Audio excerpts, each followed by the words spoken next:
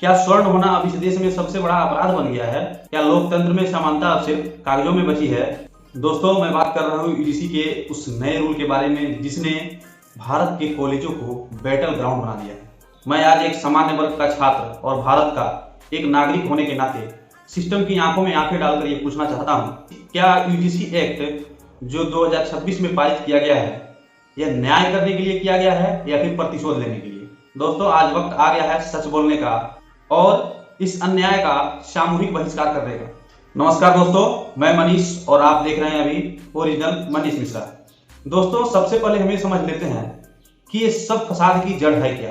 सबसे पहले यूजीसी को समझते हैं। यूजीसी क्या है? यूजीसी यानी यूनिवर्सिटी ग्रांट कमीशन, एक ऐसी संस्था जो 1953 से शिक्षा व्यवस्था की रीढ़ बनी हुई है। यानी कि यही तय करता है कि आपके कॉलेज को कितना ग्रांट्स मिलेगा।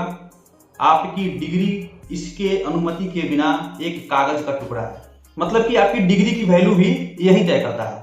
यानी जब इतना बड़ा सिस्टम कोई फैसला लेता है तो सिर्फ फैसला नहीं, लाखों युवाओं का भविष्य भी होता है। दोस्तों, अब बात करते हैं उस जहरीले प्रावधान की जिसने हमें सोचने पर मजबूर कर दिया, जिसका नाम है रूल 3C। दोस्तों, यूजीसी कह रहा है कि हम भेदभाव मिटा रहे हैं। बहुत अच्छी बात है, लेकिन अब इस नियम की भाषा तो पढ़िए। इसमें साफ साफ लिखा है कि जातिगत आधारित भेदभाव यानी कि कास्ट डिस्क्रिमिनेशन के अंदर एससी, एसटी और ओबीसी के छात्र ही आएंगे। अब मेरा सवाल यहाँ यह है कि क्या किसी सामान्य वर्ग के छात्र के साथ उसकी जाति के नाम पे गाली गलौज नहीं हो सकती है? क्या उसे कॉलेज के किसी ग्रुप से बाहर नहीं किया जा सकता है? क्या संविधान के अनुच्छेद 14 और 15 एक तरफा सुरक्षा के लिए है? अगर सुरक्षा का अधिकार सबको नहीं है तो क्या वास्तव में हम एक लोकतांत्रिक देश में रह रहे हैं और हम अपने आप को लोकतंत्र बोल सकते हैं? दोस्तों, मामला सिर्फ भेदभाव का नहीं है, सुरक्षा के कवच को छीनने की भी पूरी तैयारी। पुराने नियमों में एक डर था कि अगर कोई आपके खिलाफ फॉल्स कंप्लेंट करता है यानी कि गलत शिकायत करता है तो उसको उस गलत शिकायत करने के लिए सजा मिलती थी।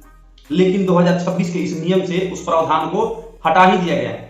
इस रूल से उस प्रावधान को बिल्कुल गायब कर दिया गया है।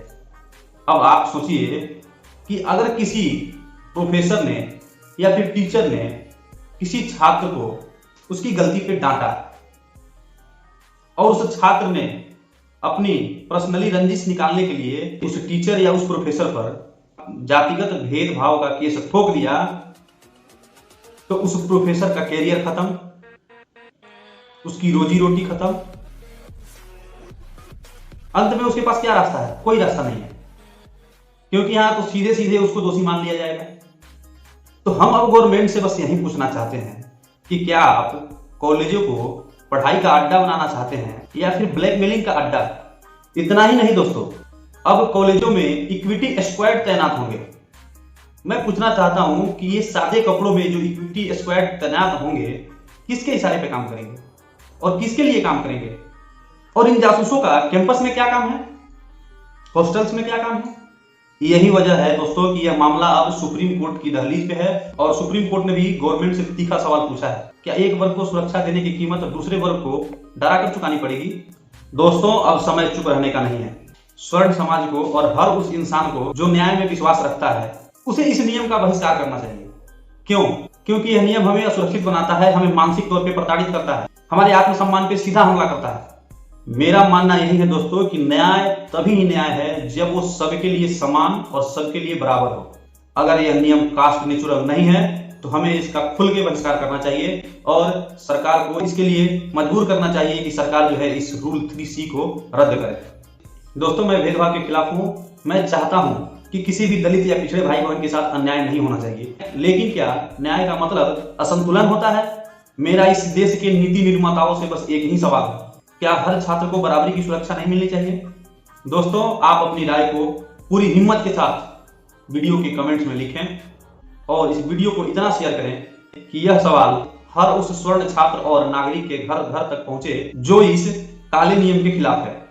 अपनी चुप्पी को तोड़िए दोस्तों, वरना कल यह सिस्टम आपकी आवाज को छीन लेगा। आज हम सबको अपनी एकता दिखानी होगी और इस हक की लड़ाई को घर घर तक पहुंचानी होगी।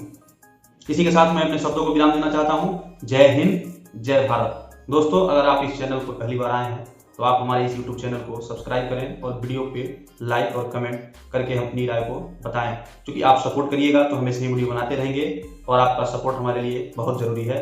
धन्यवाद।